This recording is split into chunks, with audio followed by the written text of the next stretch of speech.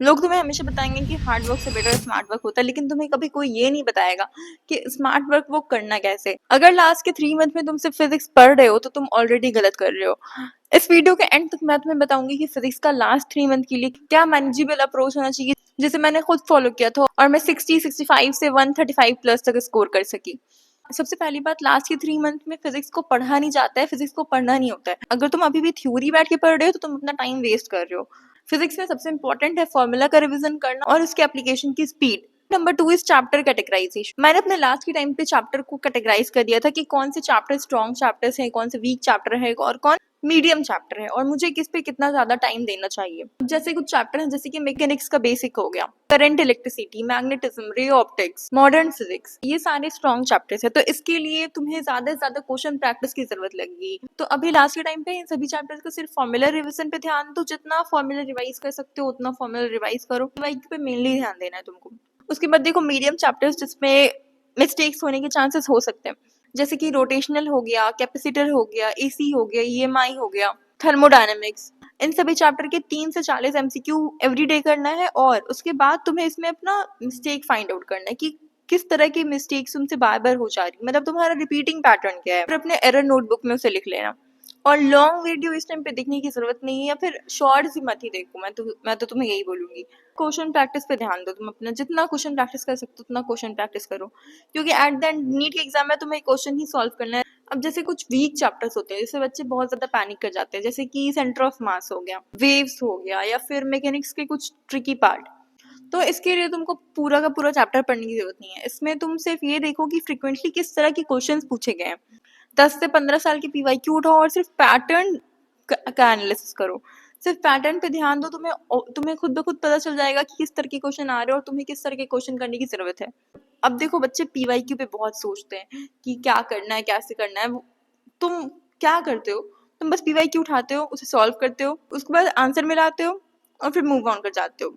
तुम जब question solve कर रहे हो तो उस टाइम पे तुम देखो कि ये सेम तरीके का कॉन्सेप्ट कितनी बार पूछा गया है, कितने तरीके से पूछा गया है, क्योंकि एक क्वेश्चन को अलग अलग तरीके से भी फ्रेम किया जाता है। तुम्हें ये देखना है कि कितने तरीके से उसे फ्रेम किया गया है। जैसे कहीं पे यूनिट्स, कहीं पे साइन और कहीं पे कुछ अप्रोक्सीमेशन ट्रिक्स ये सब लगा दिए जाते हैं। तो इस तरह से थोड़ा थोड़ा करके चेंज कर दिया जाता है क्वेश्चंस को। तो पीवाईक्यू मेनली इसीलिए सॉल्व ही करना होता है ताकि तुम पैटर्न की एनालिसिस करो।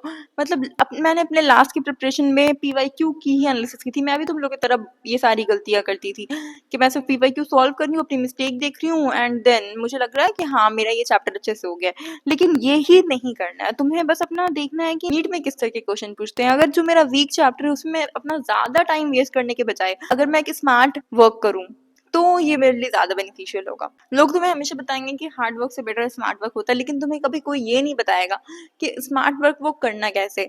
तो तुम्हें इसी तरह से करना है कि अपने पीवाईक्यू की एनालिसिस करनी है और जिस तरह के क्वेश्चन आते हैं उस तरह के क्वेश्चन पे ज्यादा ध्यान देना है। नेक्स्ट पॉइंट है फॉर्मूला स्ट्रैटेजी, जो कि तुम्हारे लिए गेम चेंजर है। टू बी ऑनेस्ट, तुम्हें एक पेज में एक फॉर्मूला शीट बना लेनी है। जैसे मैकेनिक्स हो गया तो मैकेनिक्स का एक पेज में तुमने अपना फॉर्मूला शीट बना लिया, इलेक्ट्रोस्टैट्स और मैग्नेटिज्म का एक पेज में बना लिया, ऑप्टिक्स का, मॉडर्न फिजिक्स का एक पेज में बना लिया। मैं ऐसे ही करती थी और मैं करके अपने दीवार पे पेस्ट कर देती थी। तो ऐसे तुम्हें फॉर्मूला शीट बनाना है और उसे बार बार रिवाइज करना है। मॉर्निंग के टाइम पे फॉर्मूला रिकॉल करो बिना ही अपने शॉर्ट नोट्स देखे हुए, और रात के टाइम पे जो भी फॉर्मूला तुम भूल गए हो या फिर तुम्हें लग रहा है अच्छा क्या था, कुछ याद नहीं आ रहा है, तो वैसे क्वेश्चंस को तुम के 5 से 10 क्वेश्चन तुम रात में सोने से पहले उसे सॉल्व कर लिया करो।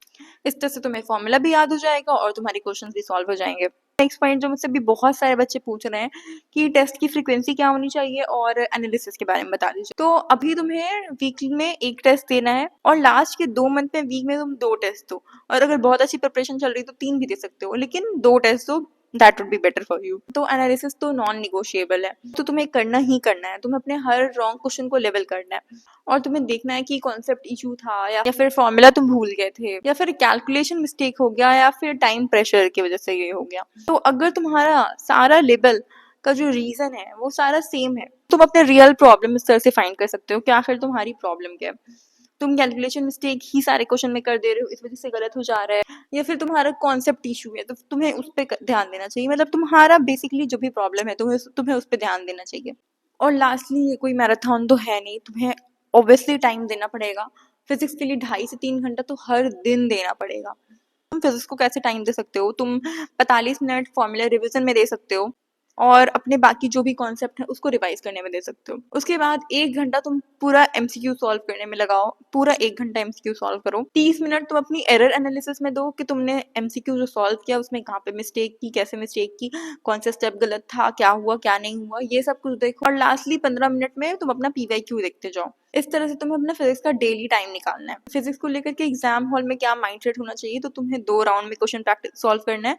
एक राउंड में जो जितने भी इजी क्वेश्चन है, जो तुम्हें एक बार में ही देख के लगे कि तुमसे बन जाएगा, तो तुम वैसे सारे क्वेश्चन को करो। और उसके बाद सेकेंड राउंड में दोबारा जाओ, जिसमें जो थोड़े टफ क्वेश्चन है या तुमसे टाइम टेकिंग क्वेश्चन है उन सभी को करो। क्या होता है, मेरे साथ भी ये चीज़ होती थी, फिर मैंने अपनी इस चीज़ को फिक्स किया। मैं जिस क्वेश्चन को सॉल्व करने में लग गई हूँ, अब मुझे लग रहा है कि ये तो मैं सॉल्व करके ही रहूँगी, लेकिन उस क्वेश्चन में मैं इतना ज़्यादा अपना टाइम इन्वेस्ट कर देती थी कि मुझे बाकी क्वेश्चंस के लिए टाइम फिर मिलता नहीं था।